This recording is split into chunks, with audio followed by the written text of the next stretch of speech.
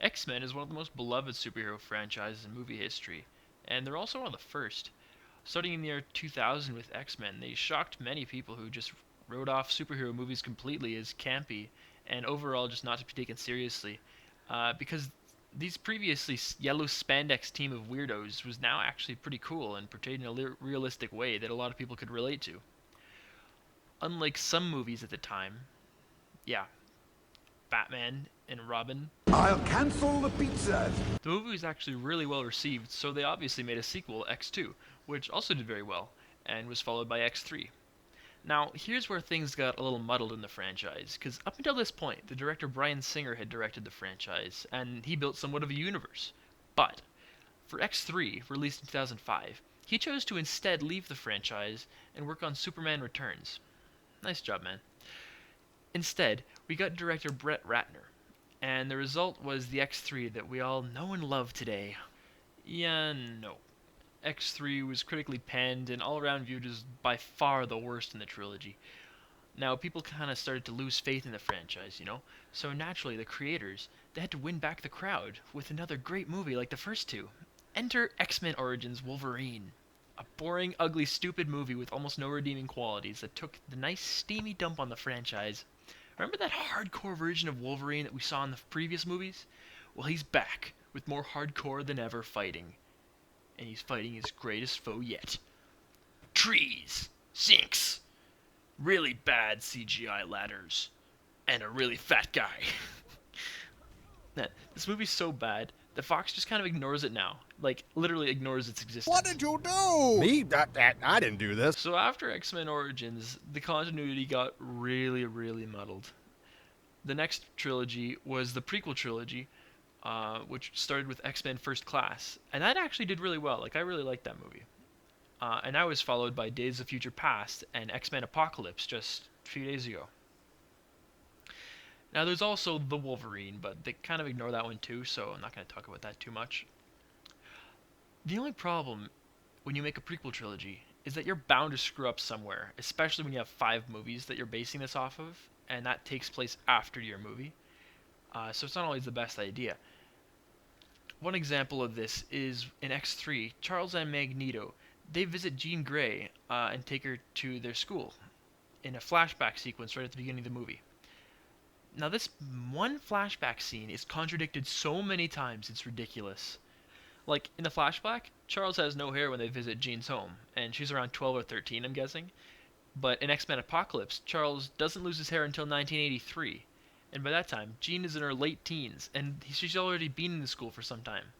Not to mention the fact that he can both walk and use his powers in the flashback, even though later on we learn that he's been in a wheelchair since 1962 in X-Men First Class. And some people are going to argue and be like, oh no, he can use the drug from Days of Future Past to walk.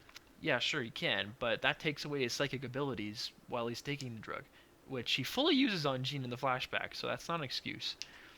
Or how about the fact that during the time that Xavier and Magneto would be visiting Jean's home, they've actually been split up since 1962, and Magneto's off just doing his own thing, hiding in Poland with his family. Now, all of this, if this wasn't enough screwing with the continuity, the character Moira McTaggart just puts it over the edge, just nails it in the coffin. In the credit scene from X-Men 3, Charles wakes up in his brain-dead twin brother's body after transferring his consciousness into it after Charles died. I don't know, it's weird, but when he wakes up, he sees a woman in the hospital that his twin brother was staying at, that he's now is the twin brother or whatever, but that's not the point. He sees a woman that he knows, and he calls her Moira, to which she replies, Charles!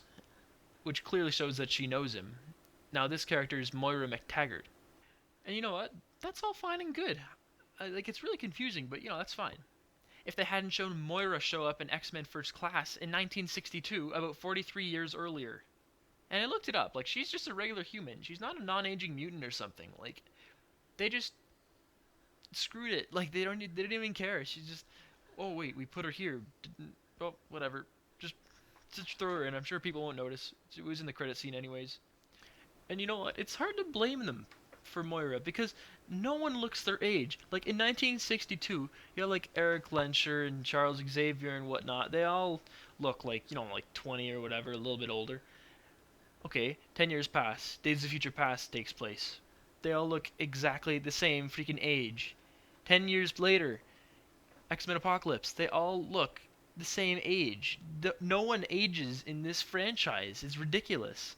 Like, you have Scott Summers, or Cyclops, whatever.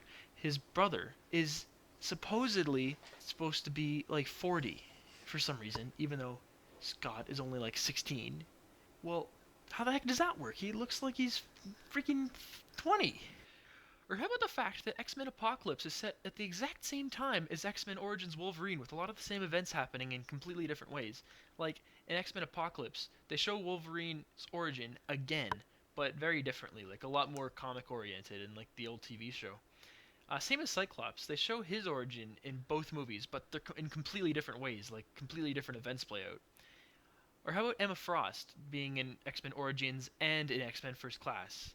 Except apparently she's older in 1962 than she is in 1983 somehow. Oh, and by the way, she's supposed to be dead according to Days of Future Past when Magneto says that. So Angel, Azazel, Emma, Banshee. We were supposed to protect them! whatever.